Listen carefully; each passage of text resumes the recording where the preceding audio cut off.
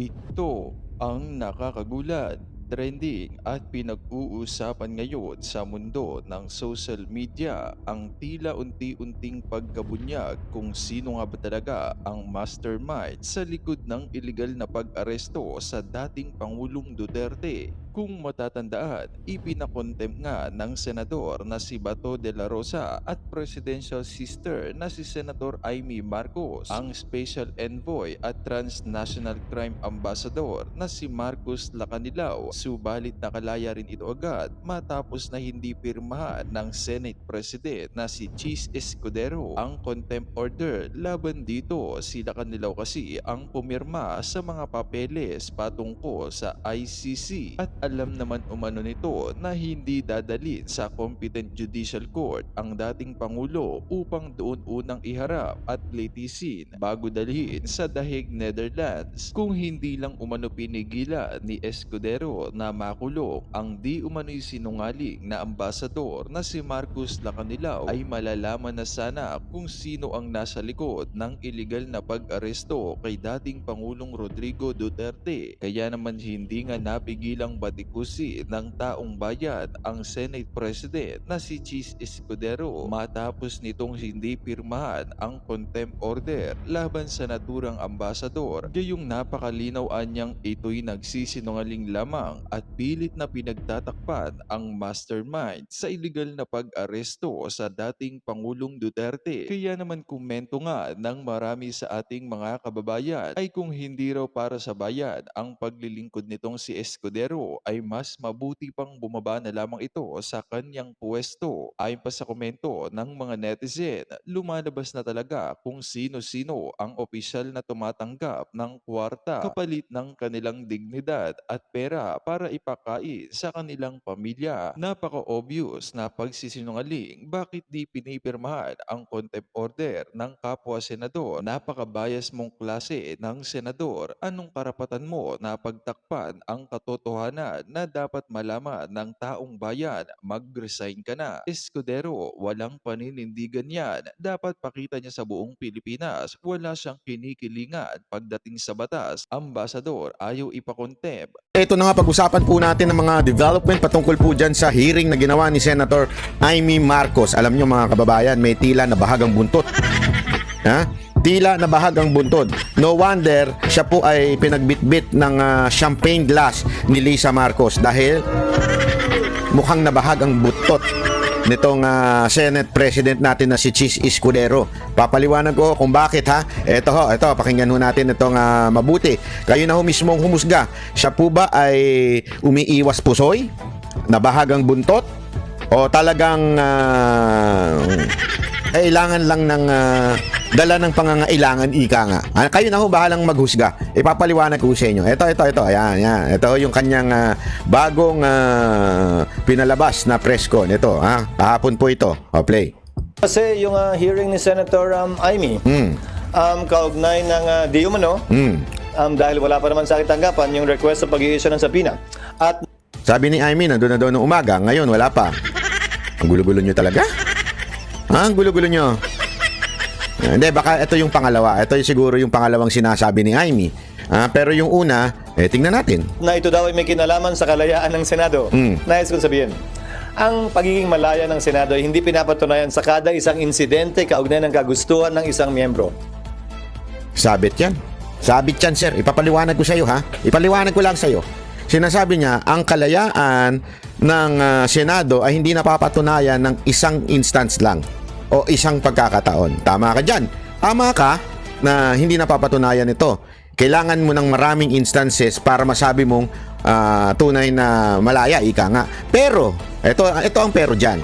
Pero, kung ang isang bagay ay hindi kayang panindigan, nagkakaroon ng problema sa credibility ng kalayaan ninyo, lalong-lalo na ikaw, yung credibility mo bilang isang Senate President, yung credibility mo na ikaw ay independent at nagdidesisyon ng sarili mo, malaking problema natin. Ibig sabihin, tila nadidiktahan ka ng Malacanang.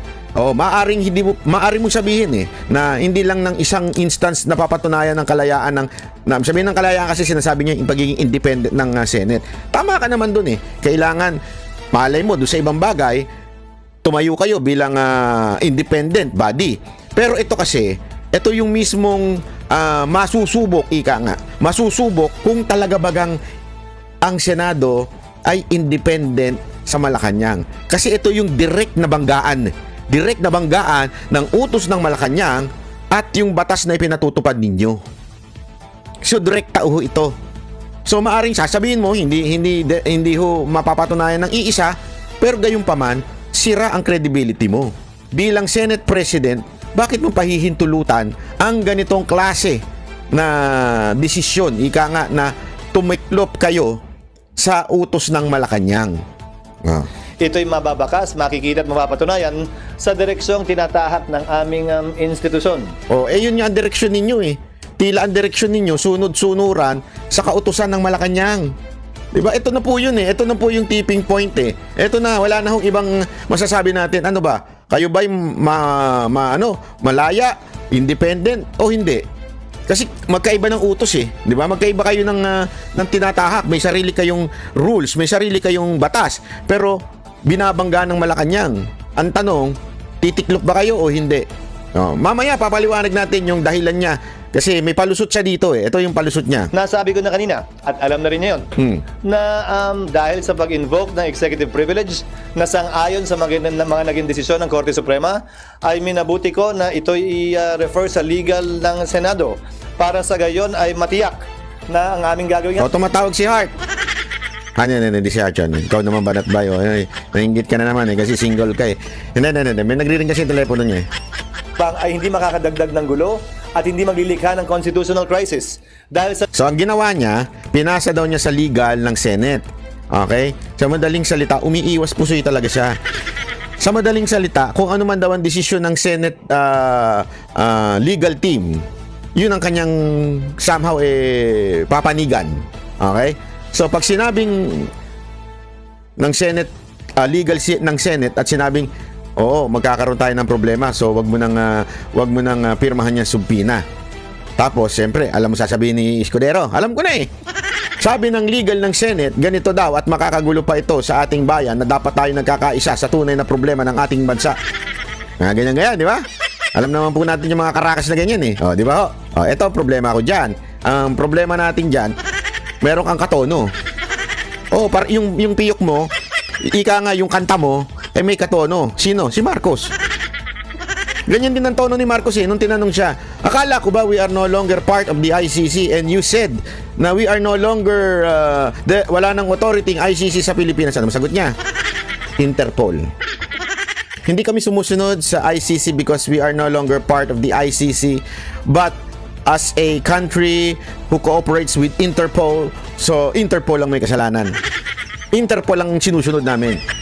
So ginawa niyang scapegoat yung Interpol. Sounds family? Sounds familiar mga kababayan? Ganyan din si Jace Escudero. Ganyan ang kanyang direksyon. Pag sinabi ng legal team, hindi naman kasi ito decision ko, decision ng legal team. Ilusot ka na naman. Ganun ang dating. Pare-pareho kayong walang yagballs. Gago! Yun ang katotohanan. Hindi ninyo kayang panindigan ang tunay na batas sa Pilipinas. Ang simple-simple lang ho niyan. Sa dulo, anumang compulsory process na i-issue ng Senado na hindi kayang ipatupad ng Office of the Sergeant at Arms, syempre hihiling ng tulong yan sa tanggapan ng Philippine National Police. Paano mo ipapatupad yon kung hindi sumasang-ayon ng executive doon? Yan ang simulain at bahagi ng tinatawag nating constitutional crisis na hindi ko papayagang mangyari o makadagdag pa sa kasalukuyang mga problemang kinakaharap ng ating bansa. Yan. So yan ang kanyang palusot. Alam na natin ang desisyon niya. Alam na natin ang desisyon niya na hindi siya papabor sa subpoena because there will be a constitutional crisis. Alam mo, padre, simpleng-simple lang ito, makinig ka Naintindihan ko kasi yung sinasabi. Kasi ako, open-minded ako. Iniisip ko rin yung dahilan niya. May punto naman siya doon. Paano mo isusubpina si Marbil, si Torre, ang sekretary? Paano mo isusubpina? Sino ang aaresto sa kanila? Iuutos mo sa Sergeant at Arms, sa pulis. Sino bang head ng pulis? Si Marbil. Di ba?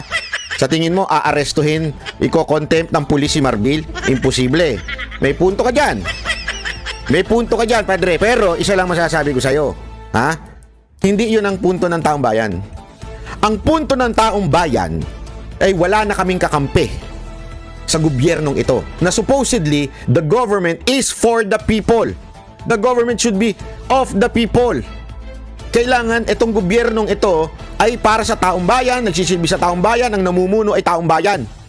Pero dahil sa ginagawa ninyo, na tila wala na kaming kakampi, kahit sa Senado, ay isang kalapastangan sa ating konstitusyon.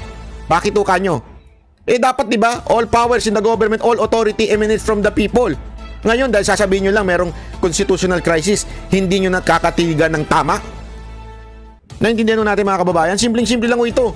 Sa akin, kung sa tingin mo magkakaroon ng constitutional crisis, still, sign the subpoena, prove to people that Senate is independent. Kung hindi arestuhin ng PNP, it's okay. At least you prove to the people that you are independent and that you are in the side of the people. Whether maaresto o hindi maaresto, abay problema na ho nila yan. Problema na ng pulis kung hindi sila arestohin. Pero at least kayo nanindigan. Dito pa lang, hindi na kayo naninindigan. Napakahalatang umurang ang buntot ninyo eh. Paano na ang taong bayan ito? Saan natatakbo? Supposedly, kayo dapat ang tinatakbuhan eh. Di ba? Korte at kayo.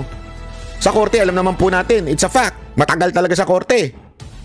It takes time. So what are you going to do? Ito lang na simple yun eh. Cheese Escudero. Cheese Escudero. Makinig ka na mabuti sa akin ha. Alam kong ordinaryong Pilipino ko, pero ako po ang isa sa mga nagbabayad ng inyong sahod bilang isang taxpayer. Opo, taxpayer po ako kahit i-check mo. Nagbabayad po ako ng tax. Kaya nga ako nakakakuha ng visa kasi meron po akong income tax. Pero gayon pa man, isang simpleng-simpleng bagay lang, Mr. Cheese Escudero. Kung may bayag ka, pirmahan mo. Kung may bayag ka, pero kung talagang pinapatunayan mo na isa kang utusan ni Lisa Marcos, wala tayong magawa doon. Sana lang hindi magselo si Hart Evangelista. Diba? Kahit ba sabihin na natin may constitutional crisis kayo eh, at least nanindigan ka. Kaya kahit pa paano, mas bilib pa ako kay Senator Amy kaysa sa'yo. Si Senator Amy, kahit alam niyang tatamaan yung kapatid niya, tatamaan yung kapatid niya kahit anong iiwas niya. Iniiwas niya yung kapatid niya pero obvious naman na kapatid niya ang isa sa mga nagmamando. Kasi, alam naman, don't tell me, si Bersamin, gumagalaw ng hindi alam ni Marcos. Ano to? Natutulog. Natutulog ba si Marcos? Baka ma-over ano yan, ha? Ma-over, sleep. Okay, easy. Gago! Baka ma-over sleep yan. Hindi, kasi ganun ang dating. Pero gayon pa man, anong ginawa ni Senator Amy? Kahit alam niyang mahirap kalabanin, kahit alam niyang medyo magkakaroon ng constitutional crisis sa gagawin niyang hearing, ginawa niya. Then let the people decide. Let the people know. That's what is important here.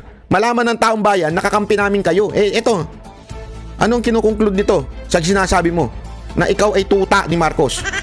Na ikaw ay sunod-sunuran sa Malacanang. Yan po ang pinatutunayan nito. Di ba? Hindi yan constitutional crisis. Anong pakialam ng taong bayan doon? Kung hindi sumunod yung pulis, wala tayo magagawa. Ganun naman talaga sila eh. Alam mo ito, bigyan kita ng istorya. Istoryahin lang ito. Ito, napakasimpleng istorya. Alam mo ba kung gaano kabastos? Ha? Gaano kabastos ang Espanyol sa atin? Nung panahon na si Rizal, papatayin na sa Luneta, di ba? Alam mo, kinuha ng mga Espanyol, mga Pilipino. Ang nagsuplong din ay mga Pilipino. Ang mismong babaril kay Rizal, mga Pilipino. Tapos, nasa likod nila yung mga Espanyol. Pag hindi nyo binaril yung si Rizal, kami yung babaril sa inyo. Ganon kawalang niya ang Espanyol. Tapos, alam mo, sigurado ako, sa mga kawal na nandun, alam mo sinasabi nila? Ginagawa lang namin trabaho, utos sa taas yan eh. Wala kami magagawa, utos sa taas, ipapatayin kami. O, di ba? Kasi, noon yung time na yun, ganun dun eh. Noong time na yun, papatayin ka talaga pag hindi ka sumunod sa utos eh. Papatayin kami. Nakatutok yung baril sa amin eh. Diba? Kaya lahat kami, we will pull our trigger. Alala nyo yung ginawa kay Rizal? Ganun din ang ginagawa ng mga pulis kasi ngayon eh. Yan din ang dahilan nila eh. Kailangan lang namin sumunod. Utos sa taas eh. Wala naman kaming choice. O, anong pinagkaiba nyo doon sa bumaril kay Rizal? Wala. Ngayon, ano punto ko dito, Mr. Escudero? Parang ganyan ka din. Parang ganyan ka din. Hindi mo gagawin kasi magkakaroon ng problema. Magkakaroon ng crisis. Ang punto dito, nanindigan ka. That's the very point. Nanindigan ka. Wala. Dito pa lang. Wala na. Alam mo, sigurado ko, deep in your heart, alam mong sablay ang ginawa nila Torre, nila Marbil. Alam mo, matalino ka eh. Doon sa vlog nyo ni Hart. Galing-galingan ka eh. O, di ba? So, sigurado ako matalino ka. Alam mo yan. At mismo yan ang konklusyon. Kasi lumabas doon sa hearing na talaga pinagplanuhan, mali-mali yung sinunod na order. Mamaya, itutuloy natin yung hearing na yan. Di ba? Ibig sabihin lang nun, wala ka talagang bayag. Sana bumaba ka na bilang Senate President. Kung hindi mo kaya, bumitaw ka na dyan. Wala pa talaga ako nakikitang kaya dapat talaga iboto natin yung mga... Kasi yung mga Duterte senators, yun ang may mga bayag. Yung mga kandidato ni Duterte, yun ang may mga bayag. Unang-una na dyan, si Kibuloy. Hindi, walang biro ito mga kababayan. Si Kibuloy po. Bilyon ng alok para kunin ng SMNI, sumunod sa utos ni Marcos, sumunod sa utos ni Romualdez. Bilyon. Ganong katindi ang alok. Nung hindi siya pumayag, ano nangyari? Kinulong siya. At least nanindigan. Yeah? At yung iba pang mga tumatakbo ngayong senador sa ilalim ni Pangulong Duterte, lahat po yan may mga paninindigan. Lahat po yan may bayag. Kaya sana ma-replace ka na. Sana mapasok lahat mga kababayan. Alam ko nakakainit ng ulo ito, nakakainit ng dugo ito si Chis Escudero. Pero again, paano tayo gaganti? Hindi natin sila magagantihan. Hawak nila kapangyarihan eh. Alam mo sa totoo lang ngayon, pag nag-uusap-usap kami ng mga vlogger, isa lang nasasabi namin eh. Hawak nila ang kapangyarihan. Hindi na nila sinusunod ang due process. Wala na tayong magawa bilang mga Pilipino. Para tayong inaabuso araw-araw. Pero alam nyo, isa lang. May magagawa tayo sa eleksyon. Sa darating na eleksyon, dyan natin ilabas, ibuhos ang galit natin sa eleksyon. Iboto talaga natin ang mga kaalyado ni Pangulong Duterte. Wag na tayong, hindi ko gusto yan, hindi ko kilala yan, wag nang ganoon. Ibuhos na natin ang galit natin dito. Kasi kung pinagkatiwalaan ni Duterte yan, may tiwala si Duterte. Hindi naman po yan na mag-i-endorse ng wala siyang tiwala at masisira siya. May tiwala ho siya sa bawat isa doon. Kaya doon pa lang sa fact na yun, iboto na natin.